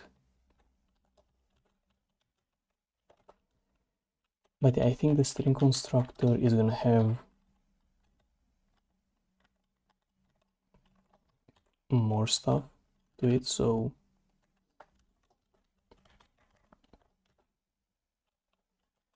because it's two different cases, maybe even more if we find that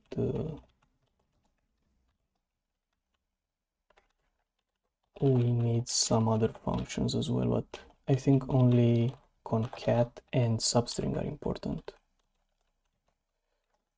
Or I guess, you know, you can implement any other function with them. So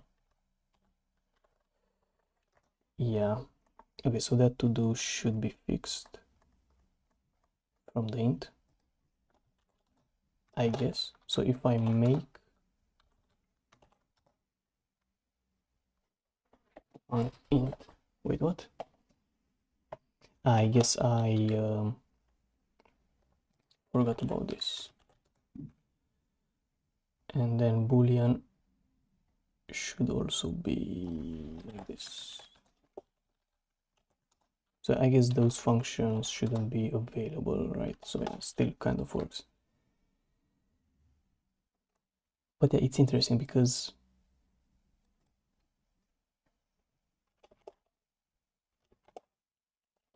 wait, I ran meg, right? Yeah. Would be nice to maybe have a function that allocates the string and then you can just write into it. Okay. So this function would be exactly that. It generates a string on the heap, but it's going to be empty. And then how can you use it? I guess you just have to pop the stack and basically just use it.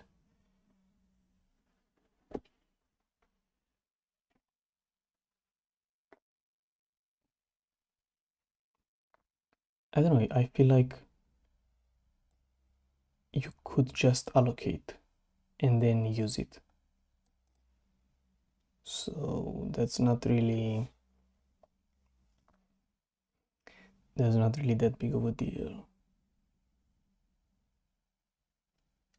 So maybe we'll try to figure out how to do a string constructor. And maybe I'll try to do that on my own and then come back with a better approach to actually build a string. But again, probably it's gonna be like string concat, which allows you to concatenate two strings, or string substring, which lets you substring into a string, right? And then they will just allocate and then use that string. So yeah, I think I'm gonna do that, right? Try to figure out how to do the string thing and maybe even how to implement something like int to string. But to be fair, int to string might even be a function. Like if we implement division, wait, where is? If we implement division and modulo, we should be able to just, so if we do div, we should be able to just, where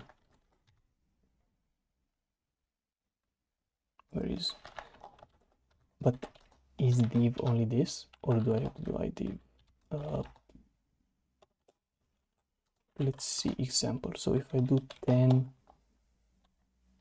to div, what is the output? Wait, it's not gonna work because I don't have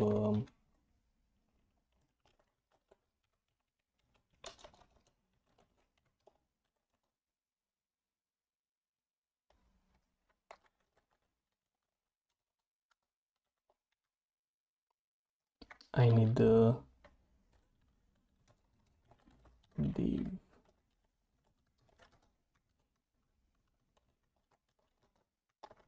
Right. So now if we try it,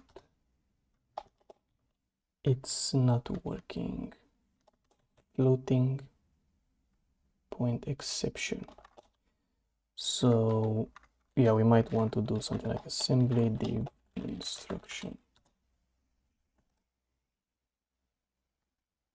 Move AH0BL and then div BL.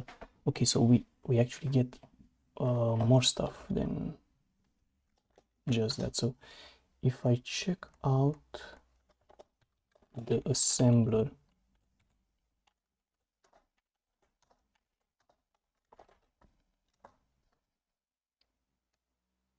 division, oh shit, it's actually like CQO. What the fuck is CQO?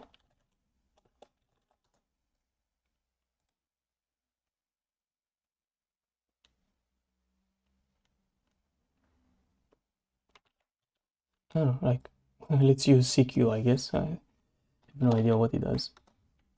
So, division, right? What we saw is we have array X being the first item and RDI is the second item. Okay, makes sense. So now if we just do CQ and then divide with RDI, we should get array X being the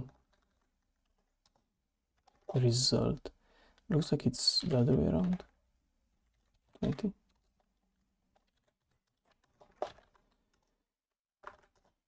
Ah shit, I made them. So wait.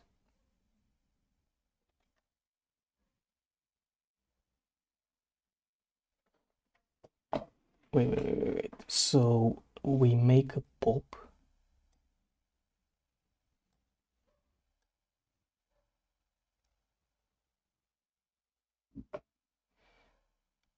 And another pop. Oh, so I should do maybe like this. And this would keep the order of operations like you read it.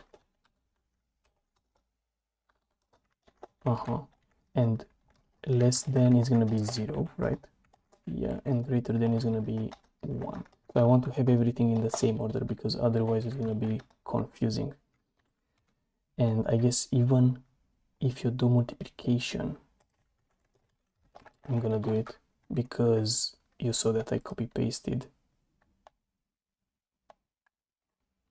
Yeah, you saw that I just copy pasted something and copy pasted it wrong. So let's also do subtract. And probably the other important one is gonna be, so here it's simple, it's just sub example. This should give us 10 but we do not say here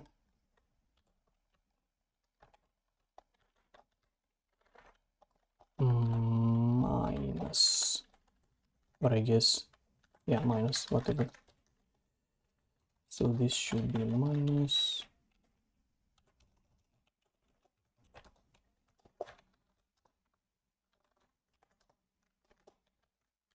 Okay, what? Excuse me. Subtract RDI REX.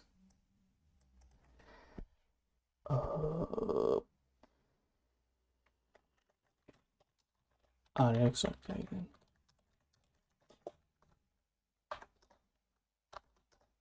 Yeah, so even that, let's do it.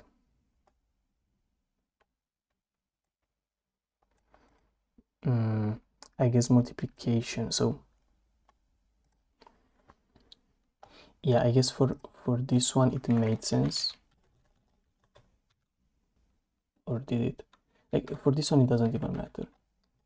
For multiplication, addition, only for subtract. Oh, but oh yeah, man, almost fucked it. So RX.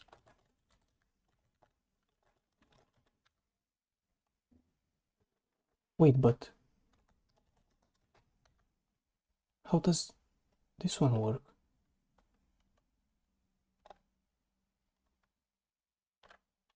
Wait, sub awesome.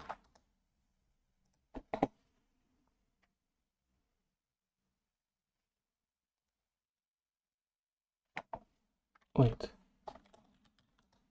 did I do some mistakes? Like plus this should give 30. Yeah, it's interesting. Like here it's where you add it. So if I do minus, it should be 10. If I do like minus 5, it should be 15. Right, because what I did here was weird. I was doing RX, RDI, right, so the reverse. But this is gonna give me the second argument or something like that. So that didn't work, yeah.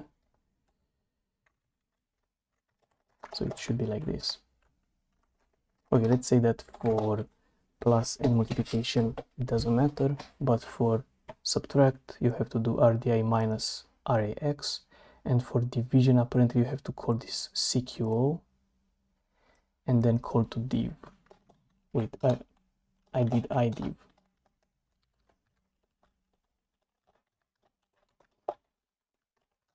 And what I'm curious is, did I actually also do modulo? I don't think this language has modulo.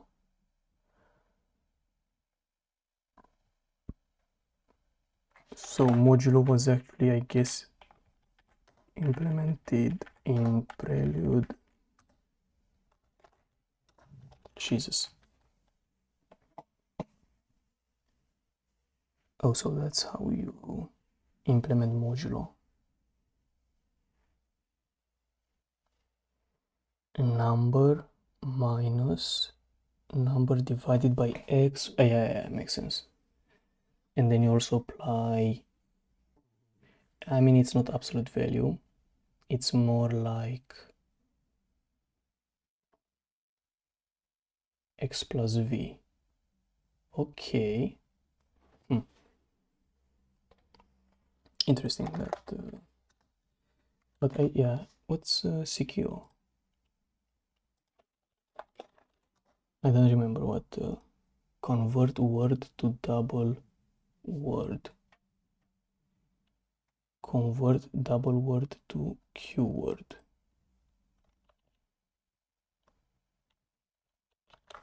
What knows? No idea. Yeah, like this. Okay, I don't know how Vim works.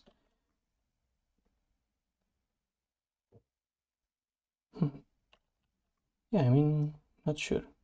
It just I dived it as a module.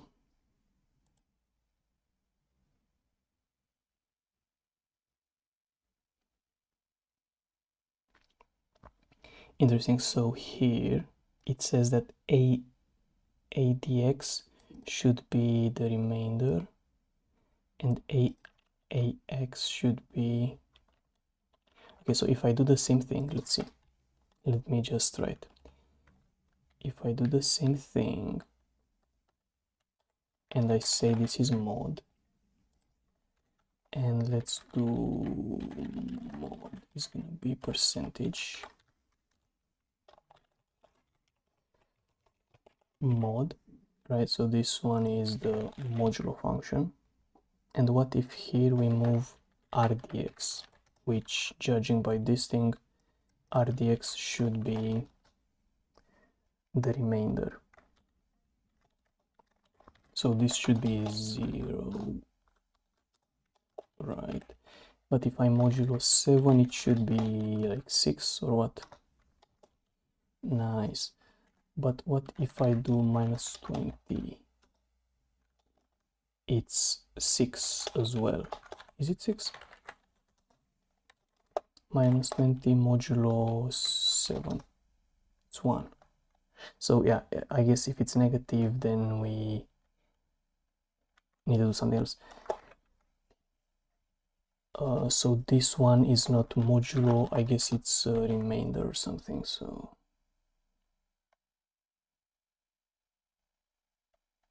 does it say? Yeah, remainder, not modulo. But I guess the modulo can be taken by just adding this thing. So it's like let's dupe.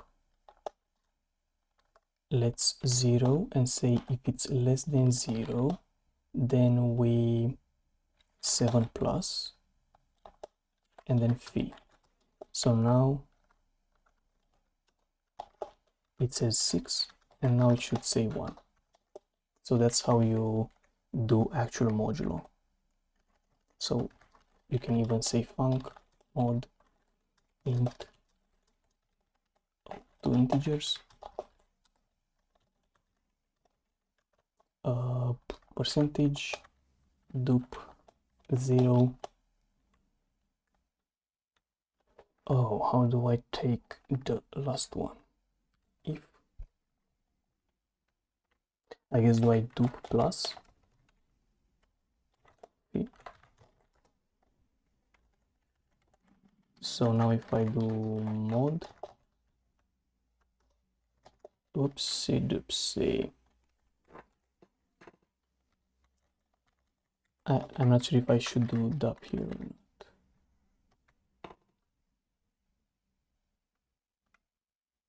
I guess I need to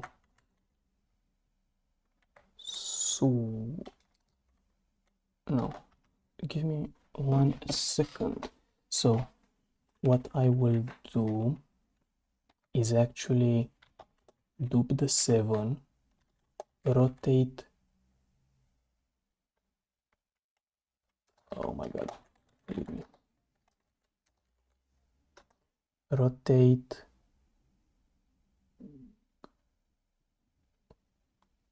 wait, am I dumb? Rotate, I need to do rotate counterclockwise, so rotate prime, basically move the 7 in the beginning, then I do this thing, then I dupe the result, I compare with 0, so now we have 7 and result, right? And then I just swap, I guess I just add, and on the else case I swap and pop.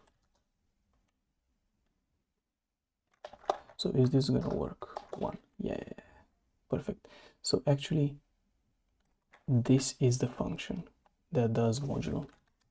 So now you can just say mod, right? So 1, and if it's this, it should be 6. Yeah, so it's a pretty interesting language if you think about it. It's like, doesn't make any sense, but if you go step by step, maybe you can figure it out, right, what happens here. So yeah, it's quite funny. So yeah, I guess let's try next time to implement string concat and string substring, because those are the building blocks for strings. And I guess now that we have modulo, we can also implement func int.show, right, which is going to take in an int, return a string, and we need to figure out how to do it. So I guess we'll see how to do this int show function and also string basic functions next time. So thank you for watching, and let's see in the next one. So see you.